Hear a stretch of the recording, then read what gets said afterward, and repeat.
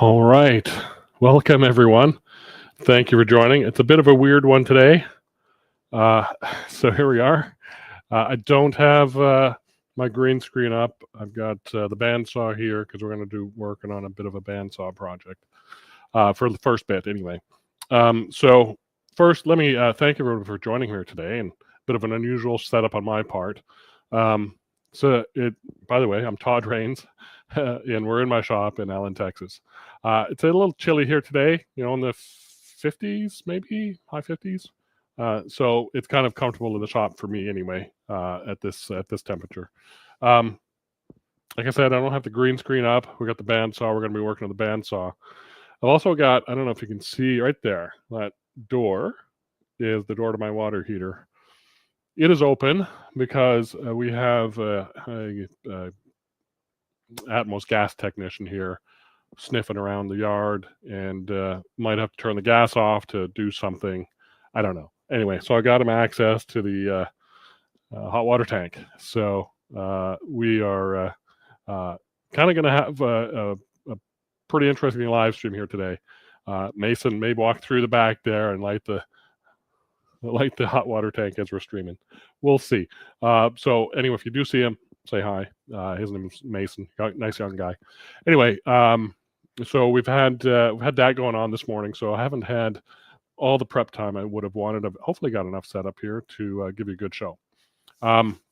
We've got a few people that joined today. You saw a few of those people there. I'll do a few more. We've got good David. Thanks for being here. Merry Christmas to you too, Larry. Good to have you here. Glenn, our friend down there. Good afternoon, Glenn, booth buddy. That's all me. Wayne, good to have you here. Good to have you. Blistery 18F. That's a little cold up there in Wisconsin.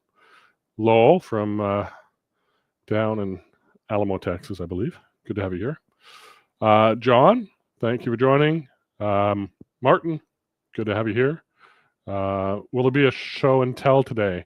Well, I'll be showing some stuff, but I think you're maybe thinking of the sharing session that's coming up next Friday, I think. So today's the 13th. Yeah, so Friday the 20th, we'll have a sharing session. That's a Zoom meeting.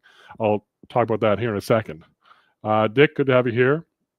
Let's see. I'm just going to skip a few, get down to a few others. Dick is another Dick is a local club member. Good to have you here. Larry, nice to have you here. Ted, audio good for me. Oh, good. Thank you for checking that. Bad echoes, says Martin. Yeah, I don't know. That might be your system, Martin. Check it out. But thanks for letting me know, Ted. I appreciate it. And Cindy's here. Thank you for joining here today. And my arrow sound is okay. Okay, good to know, Martin. So thank you. It is good. I brought out a spare of extra batteries. Oh, I had some there already. In case my belt pack dies on me. I think I'm running on fumes on these batteries, but I want to use them up if I can. So let's get to a few things we want to show and tell today. You won't see my face for this stuff, but we'll talk about it. So here's how to get a hold of me. The phone number, email address is all on the website. Check out woodturningtoolstore.com. Give me a call. The QR code up in the corner there is to sign up for my newsletter. And most of you are probably on my newsletter. If you're not, please sign up. You get informed about these sessions and other sharing sessions, demos, as well as obviously good tool sales going on. Speaking of which, I might have put that in there at the end, so let me just check that out. We'll go through these demos.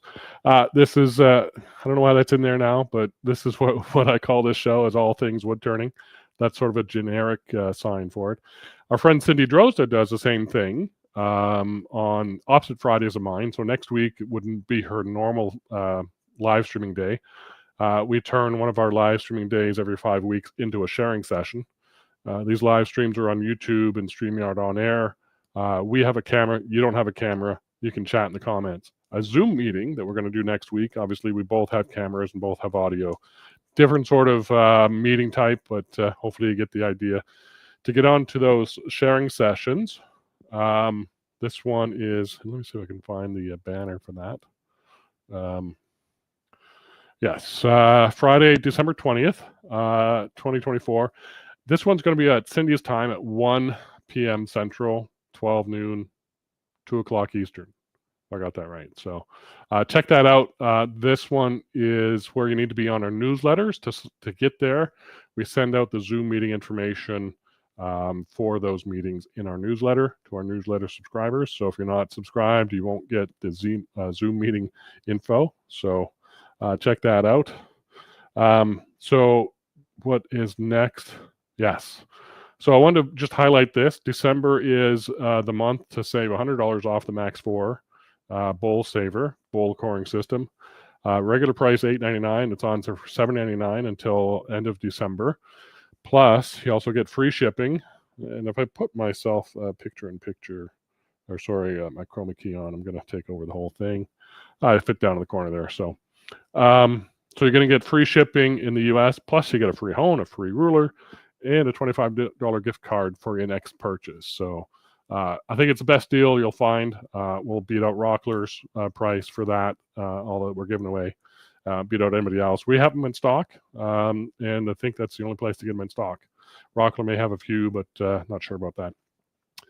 Also, I've used this thing. I know how it operates. I can answer all your questions. So that's the reason why you buy from me. So I appreciate that.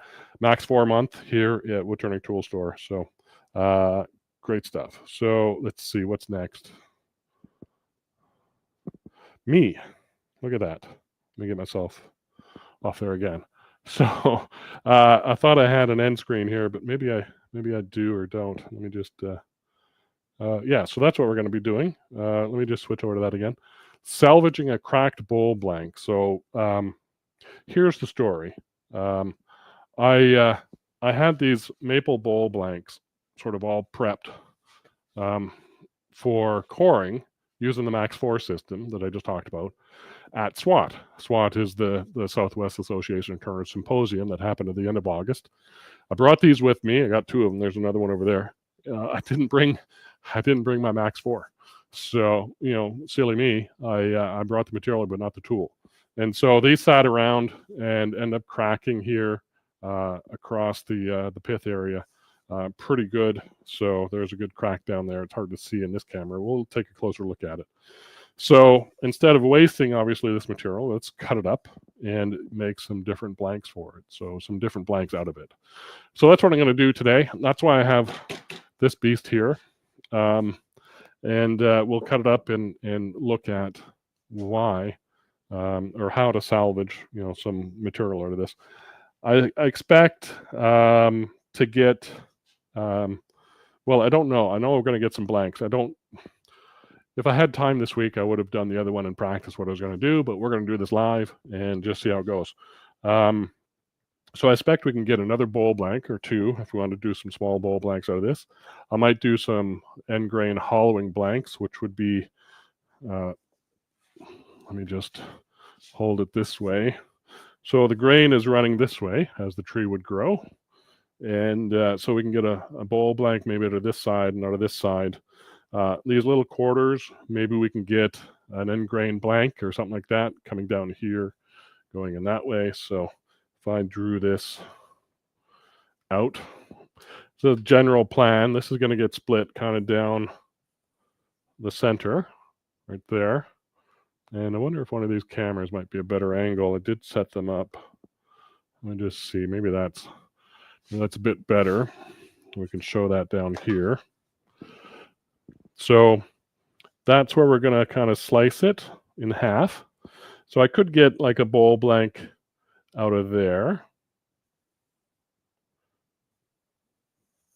And that leaves me these kind of blocks up here that maybe I'll do a small hollow form in here going this way with the opening there, sort of thing.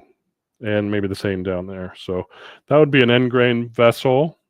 These would be a face grain vessel. So we could do something like that.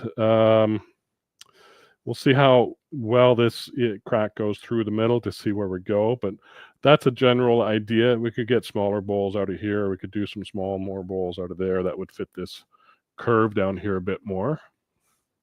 So that's kind of the game plan. So let me just switch back here and take a look at some of the comments. If you have any comments of your thoughts of doing this kind of stuff, please share them.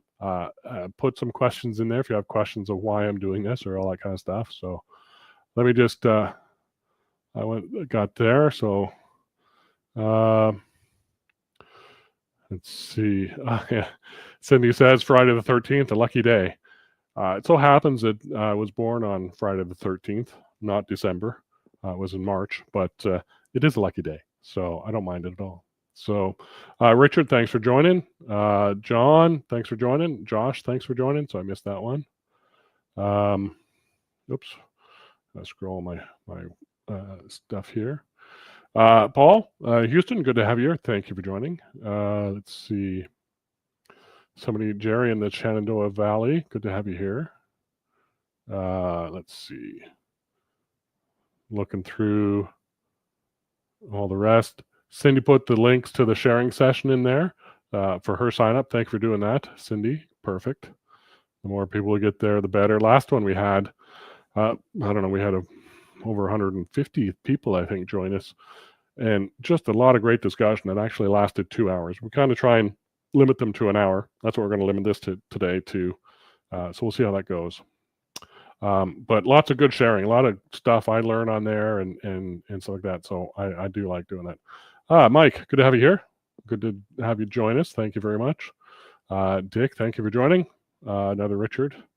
So Dean, thank you for joining from Troy. I was trying to read that where you're from, but double Y's, I don't think. So before I get going though, let me just show you. Let's see what camera is going to be better here. Let me try that one. That's right here. Yeah. So we will put this up. Get my hand out of the way. So here is what we turned last time. This pizza cutter handle, and this is the Craft Supplies version of the pizza cutter. Then Niles Bottle Stopper sells these guys, and they also sell these pizza cutter holders. These are actually manufactured by my friend and our friend Steve Worcester at Turning Wood, and he wholesales them to Niles Bottle Stoppers, and he's got different designs for different pizza cutters. This is the Craft Supplies. They make a holder for the PSI one, the Rockler or Woodcraft one. I'm not sure which one. So check that out. So this is the handle we turned for it. Did a nice little sort of blue handle with a little bit of green in there as well. So, and then the holder makes it great. It sits right in the counter. So these are gifts, by the way. These are going to be given away to family, friends, whoever. Here's the red one that we did, and a different style handle. A little thinner. This might be for our Shelly's friend. Has a smaller handle, but it still fits nice. I usually have my thumb up on this anyway. And this just is a great thing to sit on the counter, great way to store your pizza cutter rather than having the blade chip around in the drawer. So those were two handles. We made the one, I think, during the live stream. And then I don't know if I got to the bottle stoppers. I think I started turning them. I may have finished done one. I'm not sure which one. Anyway, these two bottle stoppers were done. This one is a nice piece of, I want to say it's almost koa, but I think it's a piece of mahogany that I had. It's nicely figured, but it looks like koa in a way, but it is a nice mahogany. It's got a nice gloss finish. This is Waterlocks. Sorry, trying to lose my mind there. Waterlocks on that one, and I think on this one as well. The handles, by the way, had lacquer on them. This is a piece of that bur oak that I've been turning lately. So this one is kind of a different shape and stuff like that. So those are gifts also this Christmas. So that was last week's live stream. So all right, let's get on. Bear with me as I switch this around. I'm going to move my keyboard a little bit out of the way. So how do we mount this thing on the lathe? It's got this. I wonder if this one's going to show it. Kind of does. It's got this sort of hump to it. I didn't flatten it completely. It's got this tailstock mound on it. So when I lay it down on the, you kind of see what I got going here anyway. But when I lay it down on the surface here, it's not stable. It rocks around. So we can't put that through the bandsaw that way. So I thought, let's use a couple pieces of plywood as a spacer. So this is a bit of a challenge when you got limited space here. And some wedges. These are scrap wedges I cut out of some mesquite last year. And so got those kind of wedges. So I'm setting this plywood up to kind of be where I want it to be and have this space in between to keep that middle mountain sort of in the way. Let's line it up. First of all, I got to mark up this backside just to show you where the cracks are. So the crack is here, right? Oops, not quite right there. And on this side, it's right here. So that line, I'm going to go straight through the center of the turning. It'll maximize my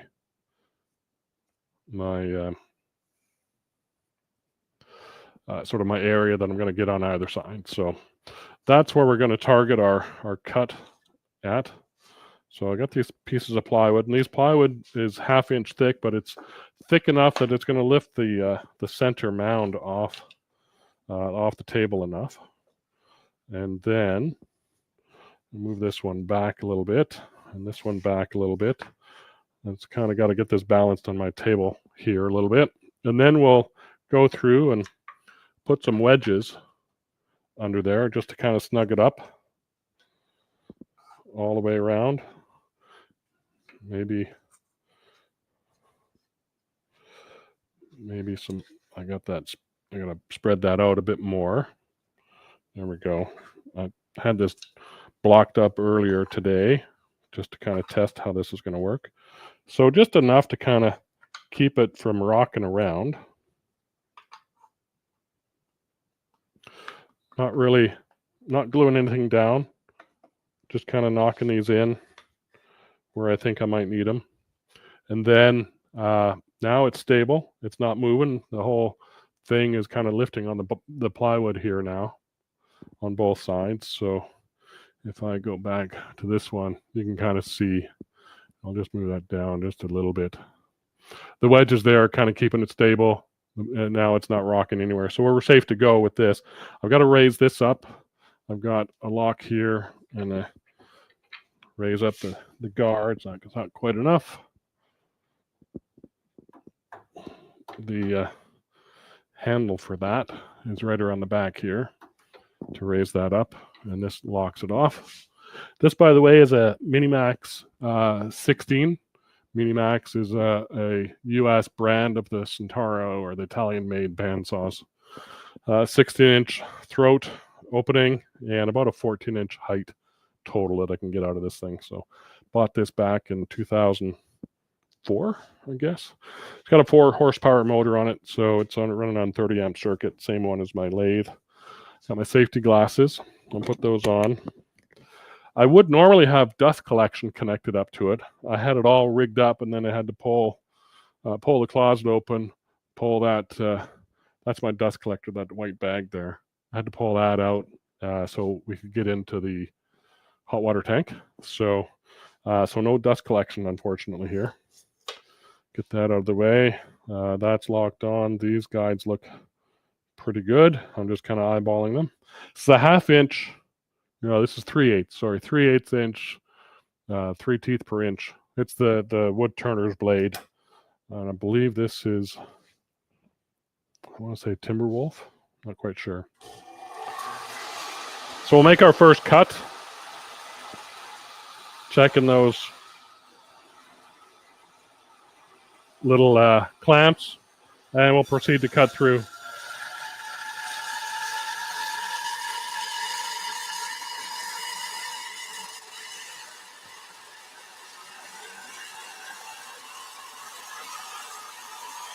If I don't get it right on the middle, close enough is good enough.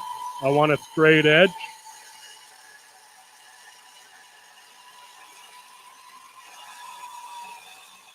Right now I'm pushing down on the bowl blank onto the wedges, so my blade doesn't push down the bowl on the back. So power off. This bandsaw has a blade brake, which is very nice and handy. So there we go. We've got, and I realized I didn't show you that angle, but you kind of saw what I was doing there, but that was generally the cut. We'll have this angle on when we go around the next time. So I've got a nice flat face. I can use that to register. I'll put that away.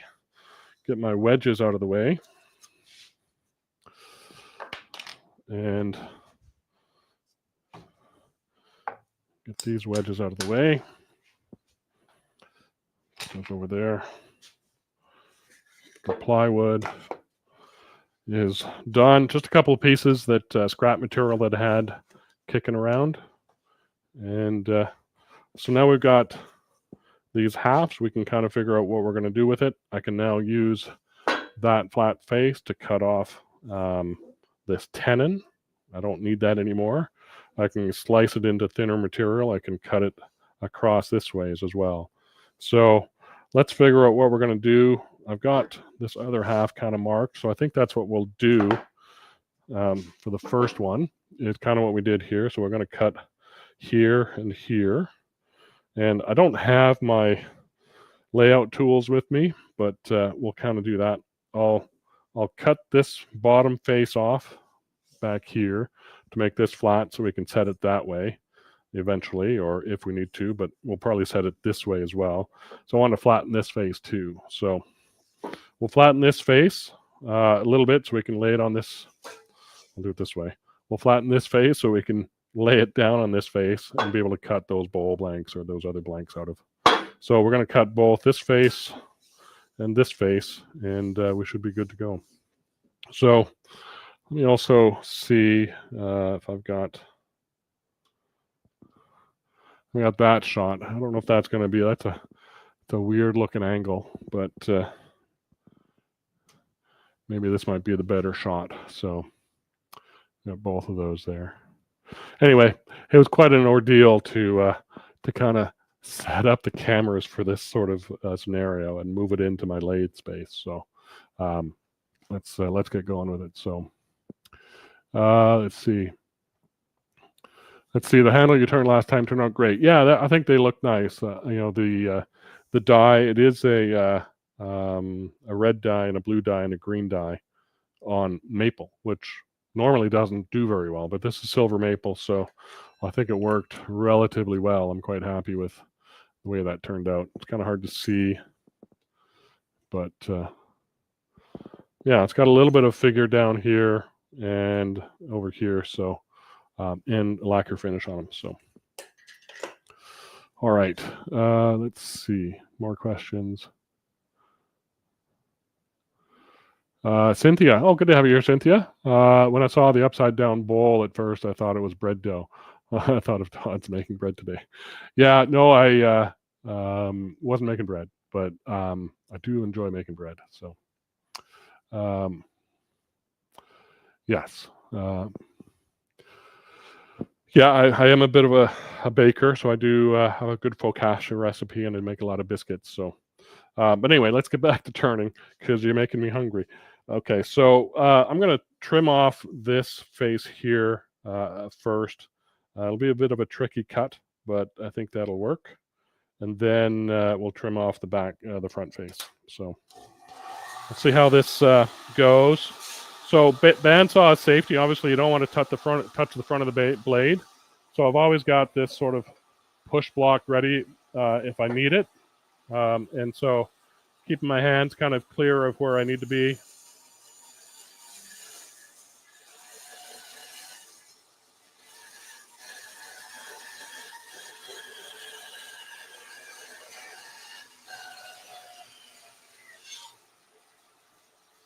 Reach around the back to grab your offcuts. So that worked fairly well. We got a pretty good clean cut there. That can sit there, but I'm not going to cut. If I was to try and cut this way with this blank, and believe me, I've done this before. Maybe others have as well. If you do this kind of cut, you've got this overhang here. Your blade is going to grab it and pull it down, and you're likely going to snap your blade. So if you're doing this, don't do it. It's the same thing as a log. If you have a round log that you're trying to cut, put it in a cradle.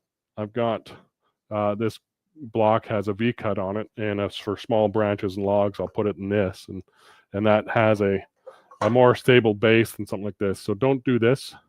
It would be safer to do it this way, but even then, you've got this exposed area that as you get through, you're going to end up rolling this way. So I'm going to try and avoid that by cutting this way on this flat face. But before I do that, I want to cut this flat because that's not sitting flat. So we'll cut through this guy and make that flat as well. So safety switch off, power on.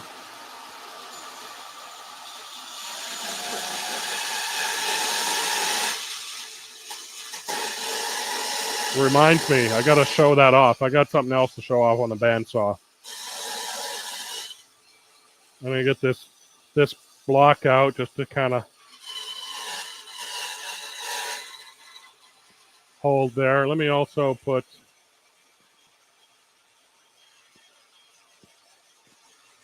see if that kind of shows anything. I am not quite tall enough.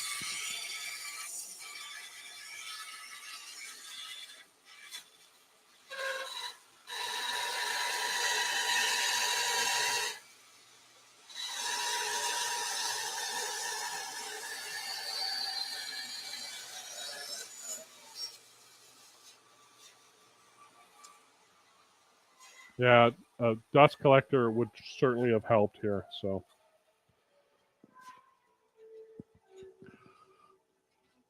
there we go. We've got that cut. Let's take a look at that. Nice piece of silver maple. Looks pretty good all the way through the rest of the turning or the blank. So I don't see, that's the remnant of the crack there. I think we cut it out on the other half. So where's my garbage bucket there? So now we've got a nice flat face here. We can go ahead and cut this out. So I'm going to take a look at a quick, do I have, yeah, oh no. Looking for my dividers. I think I have them. I don't have them handy. Well, there's a old Stadler compass. So I've got a compass here. We'll take a look at that. This is from my engineering school days.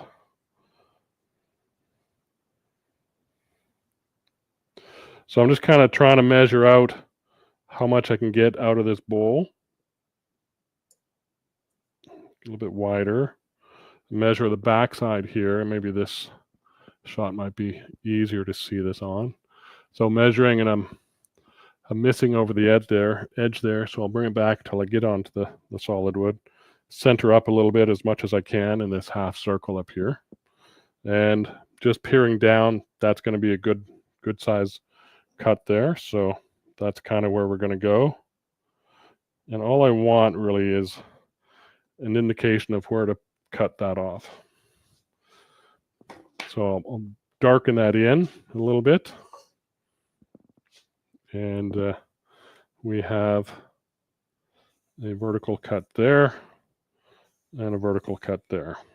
So that's what we're going to cut off next, and then we'll have a bowl blank in here and the center mark right there.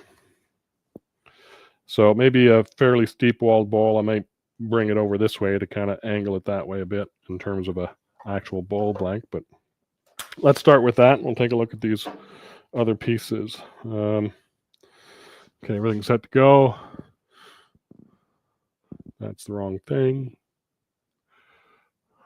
That's the same thing. Not overhead. Tailstock. What am I doing here? That one. That's the one I wanted. All right. So there we go. And this one, I just need to move that one over a little bit. There we go. Okay, we can actually lower the guard down a little bit now. Well, while I have it up, before I cut that out, maybe I'll flatten this other half piece. That way I don't have to move the guard. So let's do that while we're here. And that's just a wee bit low. So we'll do the same thing on this one and cut it through.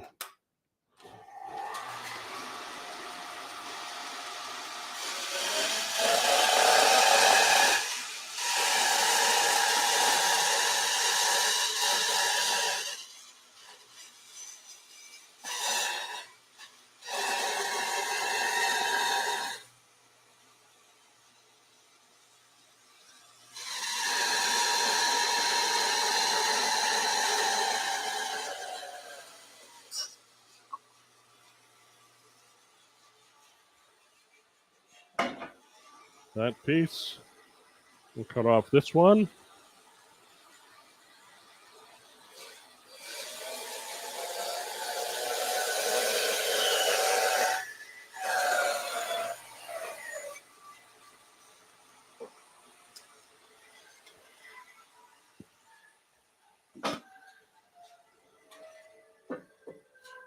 Measure out the same thing here on this one. And maybe do that. That's the same thing.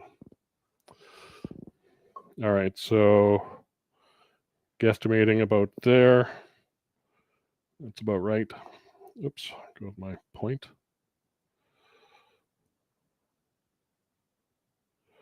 My little lock came unlocked.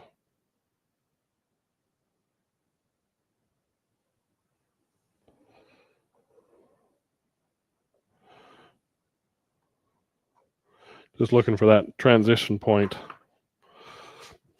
There's my center. That's my cut lines. And we can go ahead and cut this one while we're here. Now I got a flat, stable surface. I'm trailing out, so I don't have that overhang. If I was to cut it this way, I'd have that overhang. That would not be good. We've got good solid wood through that, so I'm happy with that. It's a gorgeous piece of silver maple. Came from the neighbor just 2 houses down, his house.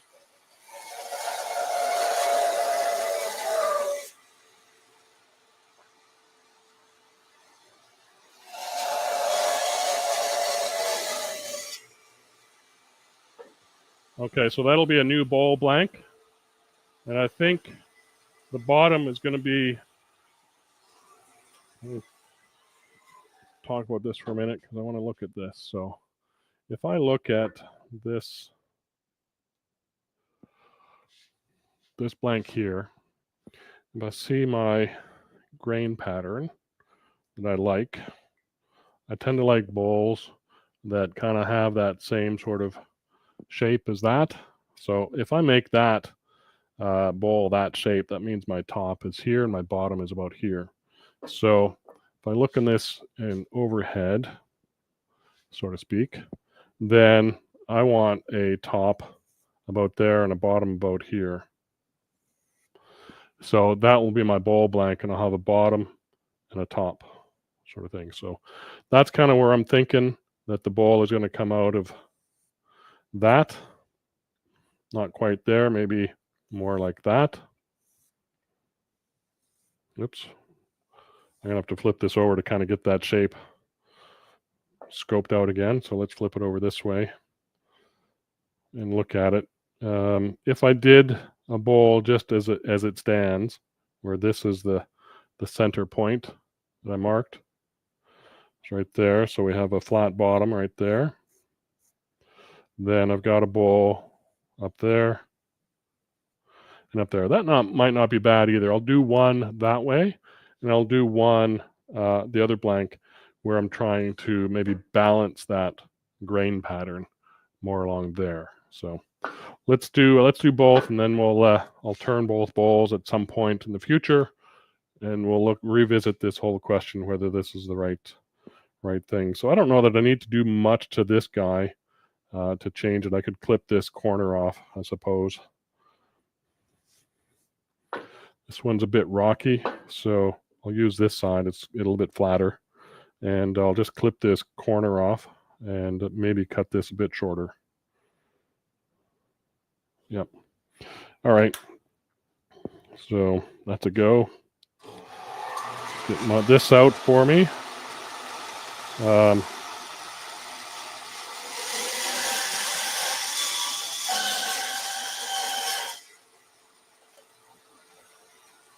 That kind of gets that bowl shape.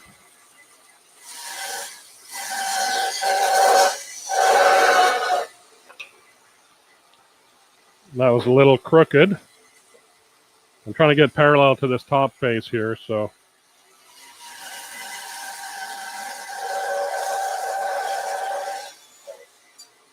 That's a bit better.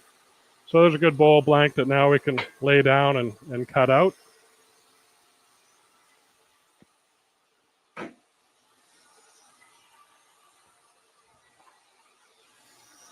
And just do that kind of quickly here. Lay it out a little bit.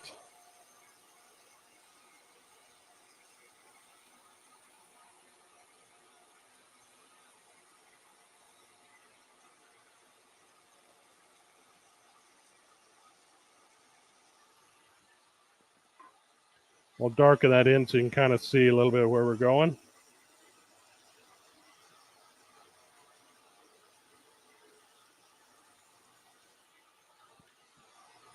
So let's just cut that out a little bit. I'll do it on this side so you can kind of see what's going on. And go to that one, put that up there.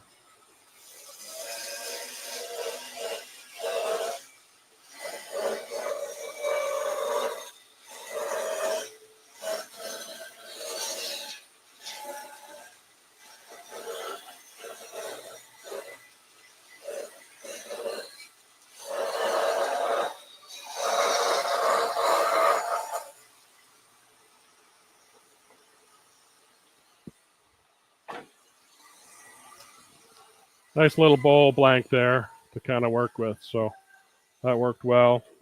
We'll mark our, put a circle around the center point so I know where it is. All right, so that's one down.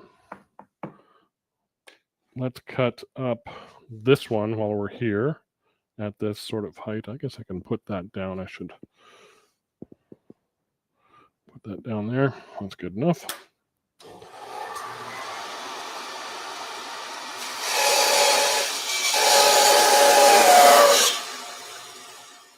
There we go. And the next one.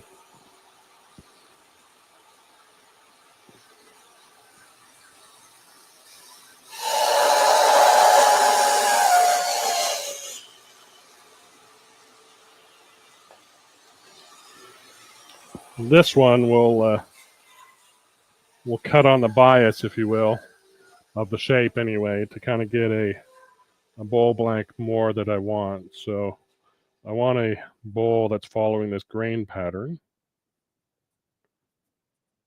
So it might be a more shallower bowl. So I'm going to put the foot kind of parallel to that. I'm going to just draw a bowl shape, something like that. So I'm going to cut across here and across here for the foot. So let's do that. And this will be a different sort of orientation of blank. I didn't quite make that. There we go. Different orientation than that last blank. So let's cut this one up along that line.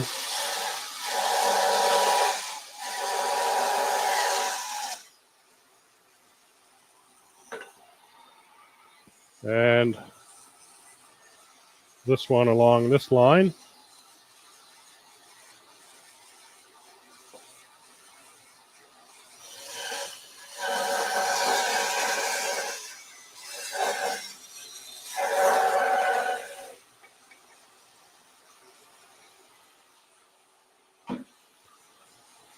And we've got our bowl blank there. So now I can cut that guy off there.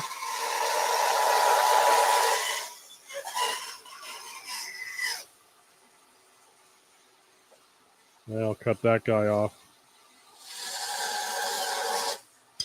there.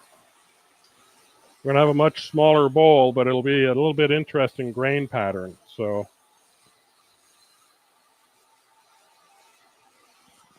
just adjusting my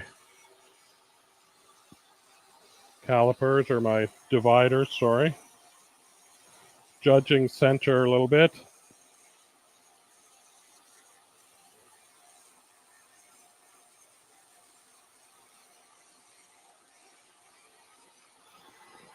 Oh, hey, Mason. Oh, yeah, no problem.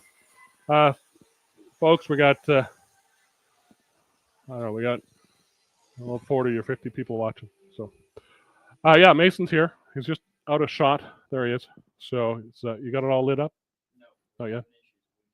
Oh. Yeah. Should I stop? No? Okay.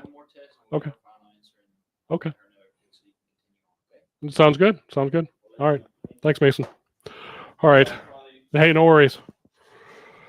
So, Gasman Mason is doing some more tests. There's some leaky fields out behind us or alleyways. So we'll hopefully not.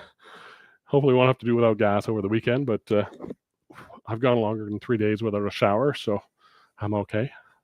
So let's see. Oh, washing dishes is going to be a different one now too, right? So anyway, a little sidetrack there. So let me just check on chat. We'll get back to this bowl blank here in just a quick second. All right. Let's see. Good stuff. All right. I think I'm caught up. Michael McEwen's here. Thanks for joining.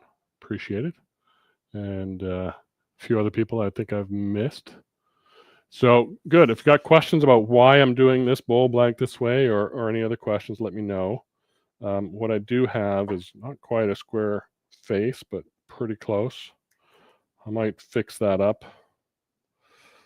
And this one has, if I show this here, this one has a little bit of a undercut here that's going to be maybe a tipping problem, but I'm pretty close to where it is.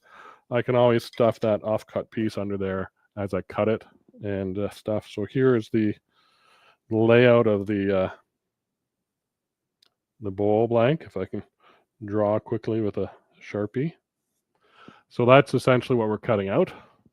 And my center is right there.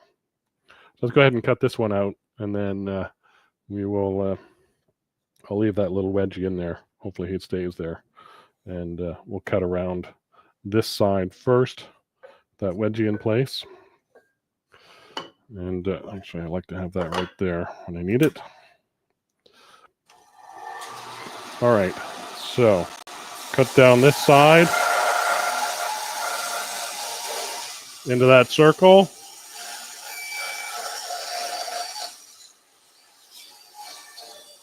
Kind of holding that wedge in place a little bit.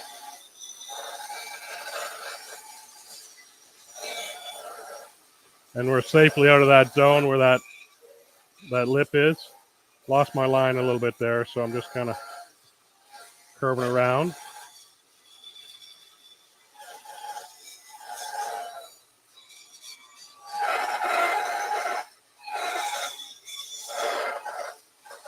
Kind of goofed up that cut a little bit, but that's fine.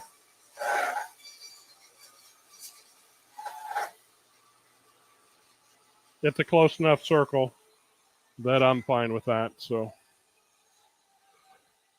it's a little bit uneven in terms of actually the flat surfaces here, but it's pretty close right there. And then this will obviously be the bottom. We'll have a good bowl shape up that side and up that side. So that one,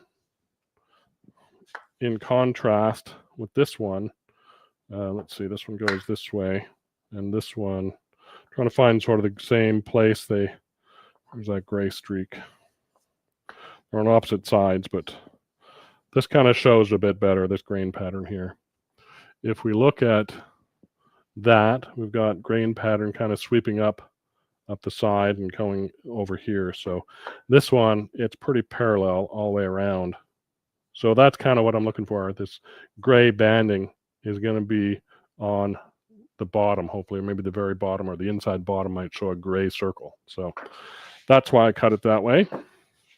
We've got a lot of scrap here. Let me clear the decks.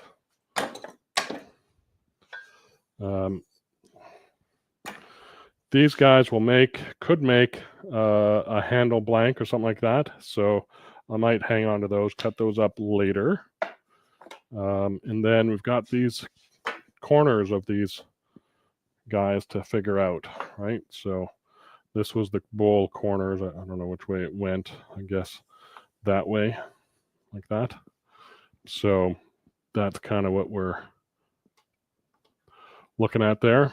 So we got to cut these guys up, maybe get something out of them. So I thought about end grain turning on a couple of these. So just trying to orient myself. Grain's going this way, so that would be end grain right there. And that one's got a kind of a knot in it, so I might not use that one. That's the end of that knot. So this has got a nice crack in it, so this might not work for that. These ones look pretty good. So we'll maybe cut off here,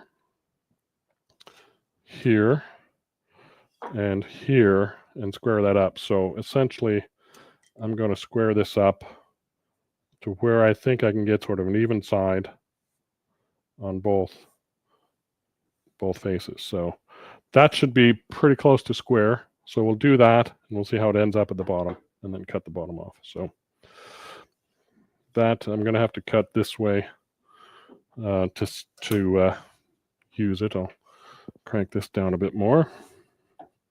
Maybe about there. All right. I'm just going to touch this to kind of, because I can't see back there. I couldn't really see, so now I just touched it, got a nice groove right on my pencil line, so I know I'm at the right place.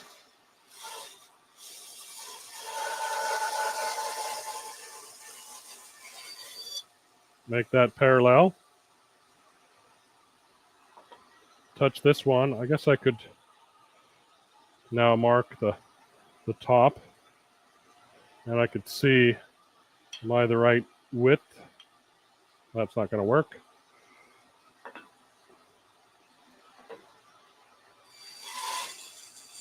That's where I want to be.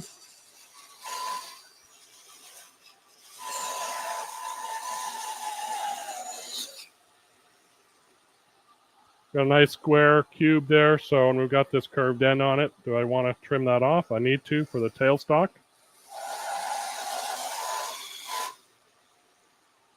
We got a nice blank that might curve down to a base foot. So a nice little cube, a bottle stopper or a small vessel. Do the same thing on this one. Mark it out. Might get slightly larger on this one.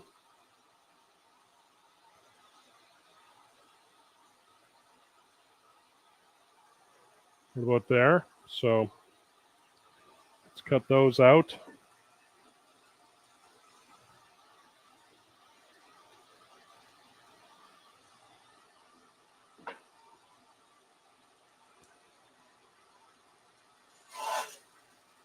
The right place.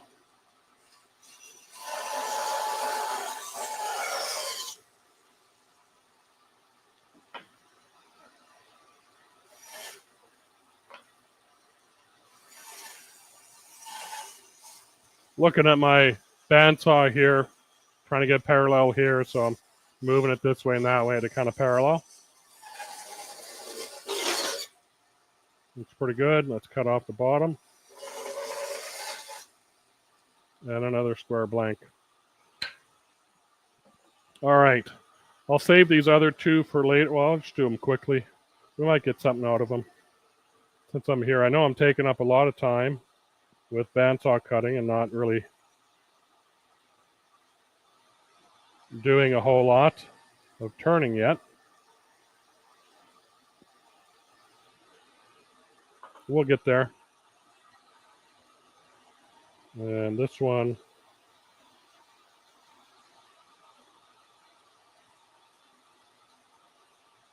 right there.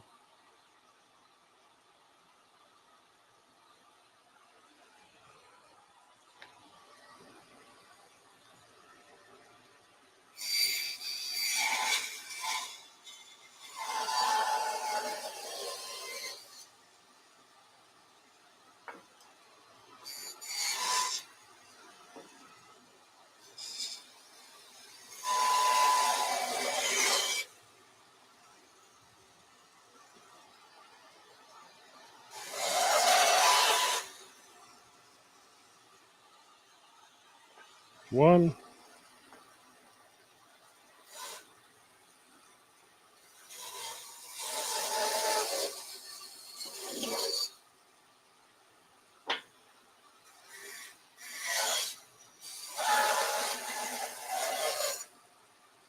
I don't think I'm pushing my luck with how long that one is, but I'm going to try that with a very small base and see what I can do with that. That might work out.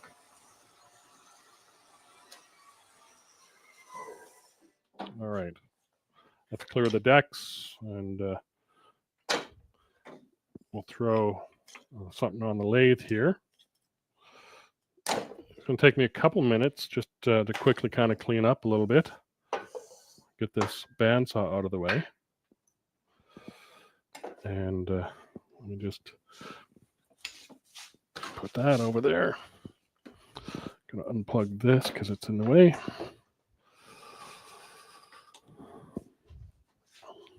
And here goes, let's see. Here goes the bandsaw. All right. It's on wheels, so that's kind of handy. I have not had any problem with, I mean, there's a couple of instances where, you know, I'd like to have it on solid feet, but for the most part, I've just kept it on wheels and not had a problem with it. So, all right, look at that. We're just going to leave the backdrop the way it is and stuff because I got to get back there eventually to do that. Oh, I wanted to show one thing. So on the bandsaw, it's unplugged now. So I've got this, if I can get it out.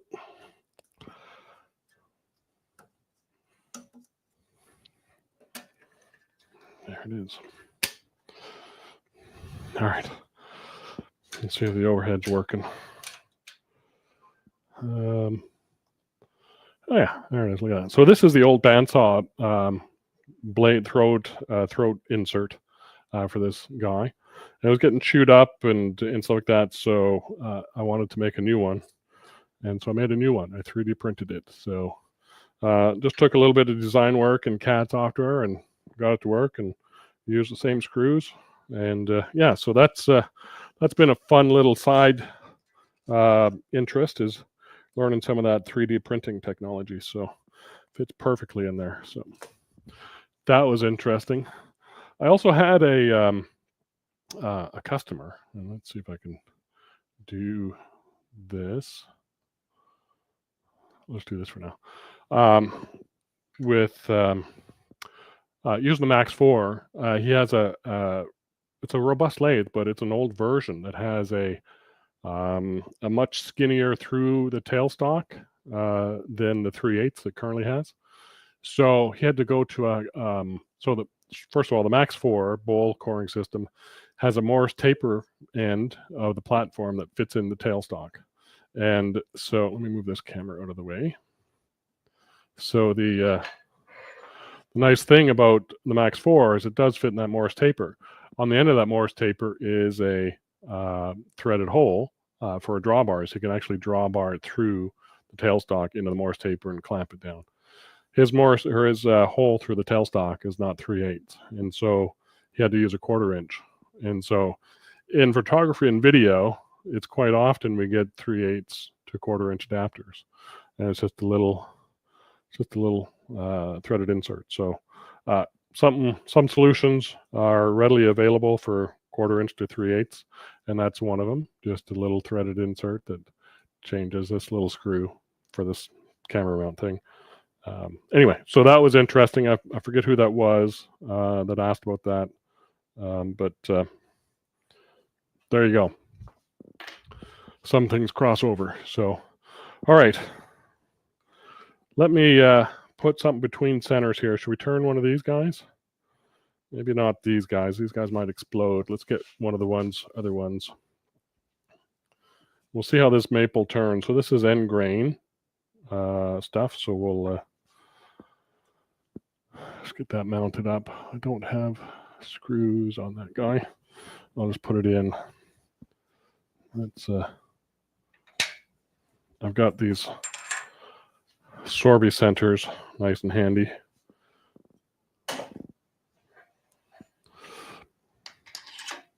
So I'll use those. I'm just going to eyeball this. I'm switching it back and forth to look down this face and down this face, make sure both faces are centered. And this one, same thing. So I'm actually off a little bit this way.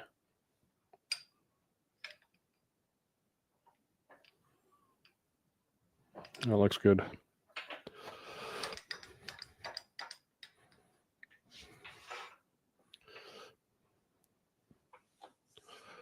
Oh, equipment in the way. I'm going to switch power. That's something I sometimes forget. Switching the plug from the table saw, or sorry, the lathe over to the bandsaw. There we go. We have power. We have power.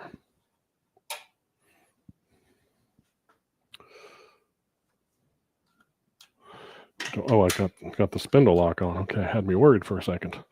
All right. So I'm just going to round this over and kind of get it ready for a blank. I don't know if I'll get time to turn anything. We're almost at the hour anyway, so that is a good thing to go to get to. I've got, what do I have out here? I have a skew, so we'll just kind of skew this guy and see what happens. Check my comments. Let's see. James asks, what is that you're using in the tailstock? It is a Morse taper. It's a revolving live center. It's the Sorby version. But I don't have that on. It's going to be a little jerky moving this over. So yeah, Sorby step center. This is the 1/2 inch version, 1/2 inch diameter here, and mating one on this side as a drive center. So yeah, they work well.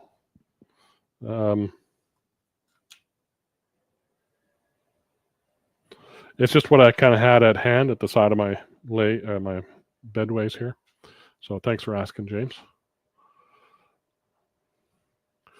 All right, I've just got a standard little small skew. We'll take a look at it and just get this thing round.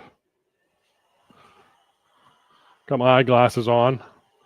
Let me see. Like it's kind of in the way. Let me wrong way. This over a little bit. get this. I don't have the green screen up. That's why I'm not. I'm blocking out more than I usually do.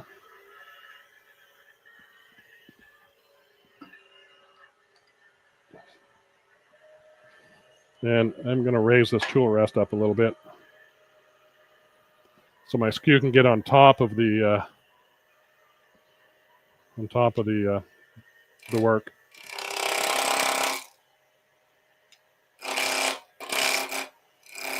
So I'm planing across this right now. We could peel. Might be a little easier to do. Getting a little too aggressive there for a second.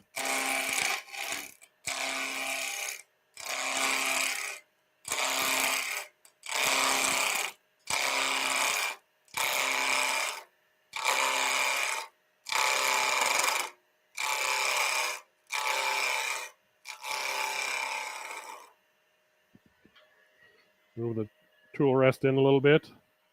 And let's just, it's not round by any means, but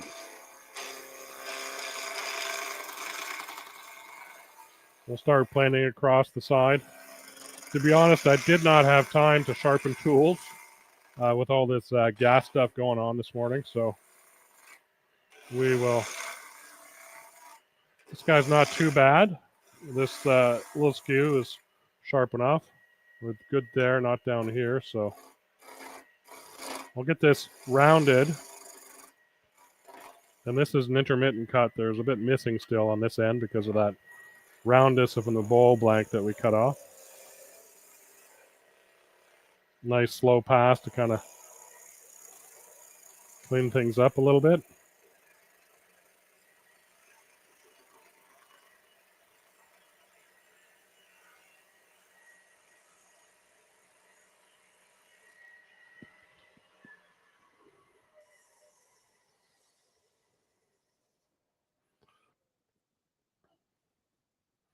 Nice looking piece. It's got some swirling grain. We had a branch or something coming through this side, or just slightly off from full end grain, but not bad. Cool looking piece. So that'll make a nice little box, I think. That's maybe what I'll do with this one. So wonder if I can, yeah. My hour is about up, but I'm going to stick around and turn for a little bit more. Not too long because I got to get in and talk to Mason here. But let me just thank you all for joining me first of all. Let's see. Phoenician artist. Don't know if you saw my comments. Could you describe the difference with woodcut coring versus one-way coring? Yeah, I can. Thanks. I did miss that. Sorry about that. Let me do this. So it's hard to show anything because I don't have it here in front of me, but here's what so I have not used the one-way system. I've talked to many people that have. I've seen it in use. I've not used the Kelton system. And so I've only really used the Bowl Saver original and the Max 4 for coring. What I notice the difference between the one-way and the Bowl Saver is the one-way has individual knife sets on individual platforms. And so if you want a certain size knife, you've got to change out that whole blade and put it down with its matching support into a post on your banjo, or a post on your bedways. It's not even in the banjo, actually. I don't believe it is. If I'm wrong, let me know. But it's got its own support that mounts to the bedways. And so that blade does support it throughout the cut inside, so it follows. You can put it inside, but that takes loosening that thing on the bottom, flipping that support inside the cut, putting the blade back in the same way. And so there's some setup and stuff to do while you're setting up the one-way system to core. The Max 4 and the original Bowl Saver are based on a platform. That platform sits in the tool rest banjo. So you take a tool rest out, put the platform in the banjo.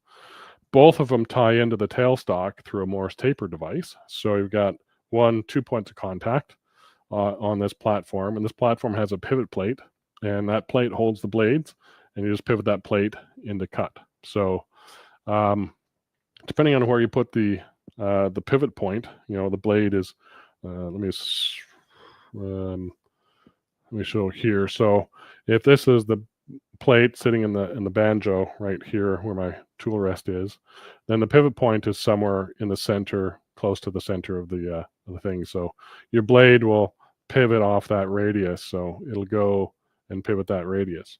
But where you ever put that pivot point, maybe you put it this way or this way, you're going to get a more conical shape bowl or a more shallow shape bowl. So if you put it this way, you can get more of a conical shape and you'll cut through. If you pull it back this way too far, the pivot point, you're not going to finish the cut. So be aware of that. So you can move the platform around a little bit is what I'm saying, and to get kind of the shape of a core you need. It's always going to be a radius cut. They all work, well, the Celt maybe not as much, but the one way is a radius cut as well. So is the bowl saver. But a sturdy platform, once you get it set up, the setup basically is put it in the platform, set your blade height to the center height, lock that down, lock the locking collar on your tool post, and that's it, you're done. So you take it out, you put on your next blank, shape it up, put it in the chuck, put your platform in there, and tie it into the tailstock, and you're ready to go. It's really super simple to set up. Price-wise, I think they're equivalent. The one way for the full set is probably more than the bowl saver. The bowl saver Max 4 has 3 blades. Can do from a 3-inch bowl to an 18-inch bowl. I don't know what the capacities of the one-way system are, so that's for you to look up. The bowl saver original has 2 blades. The small and medium blade, and the bowl saver Max 4 with the 3 blades adds the large blade. So the original bowl saver will do 3 to 12-inch cores, and the last blade on the Max 4 adds that 18-inch. So hopefully that answers that. But as I said before, if I do that, they are on sale this month, $100 off. And with us, you get free shipping, you get a free hone, free ruler, and a $25 gift card. So look there on the website, you'll find them. And we have them in stock. We can ship them this next day. Usually ships UPS. And so, yeah, that answers that. So let me end it there. I don't think I can spend more time in here. Unfortunately, I got to get inside and take care of this gas leak issue. But yes, James, a box. Yeah. I will probably revisit this box, or maybe make a box and show it next time. If I get a chance to do it before the sharing session next week, I will do that. Sharing session is, let me just find that for you. December 20th. I don't have the time in here, unfortunately. But it's 1 p.m. Central, 2 p.m. Eastern, so on and so forth. So take a look at that. So yes, thank you all for joining. And John says, even though today's session wasn't too much turning, I learned a lot about creating blanks. Thanks. You bet, John. Appreciate it. I have another one over there to do, but I'll do that in my own time here. And so hopefully I get some better use out of. I just hate to see a big blank going to waste, so I need to do that. So thanks, Josh. Enjoyed that. Enjoyed having you here along with everybody else. So thanks very much, everybody, for joining today. Check out next week's sharing session. Sign up to our newsletters. You'll get a Zoom invite. Join us every Friday. Either myself or Cindy will be on. I'm at 2:30 Central. Cindy's at 1 p.m. Central on opposite Fridays. So next Friday for me is 27th of December. I will not be live streaming. So I will be back in January for my next live stream. Only because I have plans that day with family, so I need to attend to that. So everybody have a great holiday. Merry Christmas. Happy New Year. Happy holidays. So be safe in your shops, be warm, and take care of the family. Enjoy time with them. Enjoy time this weekend. Everybody have a great one. Be kind to one another, and we'll see you later. Thanks for joining.